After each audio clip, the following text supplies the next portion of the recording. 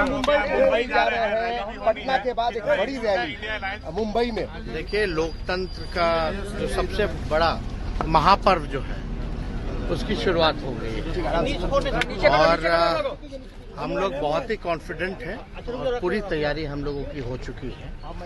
और हम पहले भी कहे थे कि बिहार जो है इस बार चौंकाने वाला रिजल्ट देगा।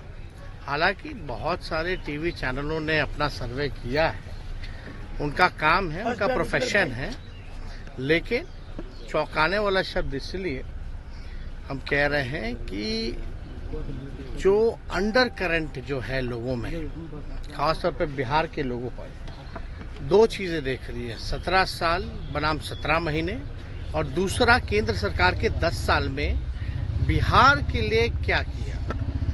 बिहार को ना स्पेशल पैकेज मिला, कोई भी काम जो है बीजेपी की सरकार ने, एनडीए की सरकार ने कोई काम नहीं किया जिसका क्रिटिसिज्म माननीय मुख्यमंत्री जी और उनके अन्य मंत्रियों ने भी किया।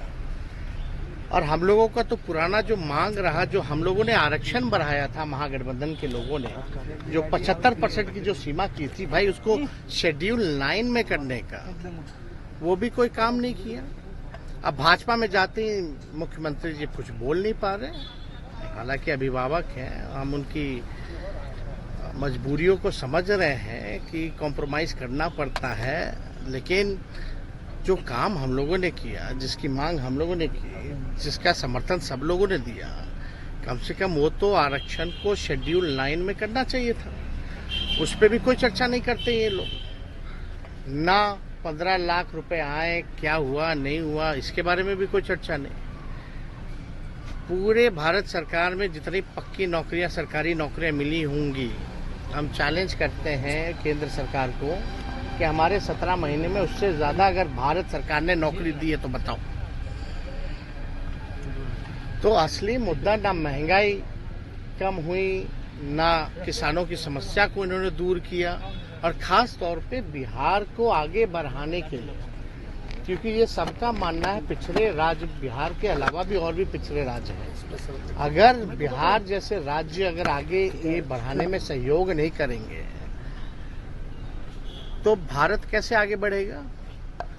दूसरी बात, 40 में से 39 सीटें इनको मिला पिछले बार।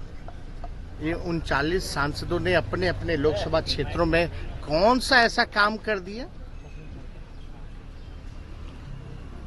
कौन सा ऐसा कारखाना केंद्र सरकार ने यहां लगवाया। हम लोग 17 महीने थे तो 50,000 करोड़ का एमओयू निवेश जो है, इन्वेस्टमेंट, उसका हम लोगों ने करवाया था, जो यहाँ इन्वेस्टर मीट हुआ था। लालू जी जब केंद्र मंत्री थे, कई कारखाने रेलवे के यहाँ दिए, 90,000 करोड़ का मुनाफा दिया, कूलियों को परमानेंट किया, कुल्हड़ किया, हर बजट में किराया भाड़ा जो होता था उसको कम किया, गरीबों के लिए गरीब रथ निकाला, बिहार के लिए कई स्पेशल स्टेशन, हॉल्ट से लेकर के कई ट्रेनें दी। तो ये काम तो बताना पड़ेगा ना कि भाई काम पे ना वोट मिलेगा। 400 की बात कर रहे हैं, वो चाहे तो 500 पार भी बात करें, 1000 भी करें, भाई उनका मुंह है, वो उनकी बात है। लेकिन हम तो भाई जो हकीकत है, जो सच्चाई है, जो जनता की बात है, उसी को हम कहेंगे। तो बिहार जो है, हम लोग पूरी तरीके से कॉन्फिडेंट है। बिहार जो है देश को दशा दिखाया है हमेशा। इस बार भी मुख्यमंत्री जी चले गए हों, लेकिन बिहार की जनता वहीं खड़ी है, भाजपा को रोक। सूचना दे दिया जाएगा। मुंबई है ना, अब तो हो ही गया। मुंबई में क्या आज बॉम्बे में है, राहुल गांधी जी ने खुद फोन करके निमंत्रण दिया था, तो आज हम लोग जा रहे हैं। और बताओ, 17 महीने में कोई पेपर लीक हुआ था क्या?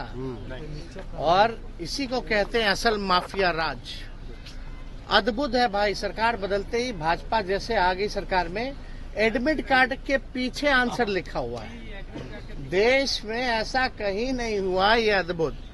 कुछ लोग माफिया राज खत्म करने की बात करते हैं, लेकिन हकीकत में हो क्या रहा है? कौन लोग लगे? ये बिहार में 70 दिनों के अंदर 2 लाख से ज्यादा लोगों को नियुक्ति पत्र हम लोगों ने बांटा। एक पेपर लीक हुआ तो बता दो। लेकिन इनके राज आते ही आते फिर से वही पेपर लीक। भाजपा का जहां राज रहा वहां पेपर लीक, यूपी में पेपर लीक, मध्य प्रदेश से लेकर के हर जगह। अब बिहार में तो गजबे हो गया। एडमिट कार्ड लेके लोग जाते हैं, उसके पीछे ही उत्तर है। तो हम तो चाहेंगे कि इस बात को आप लोग भी समक्ष जो है रखने का काम कीजिए।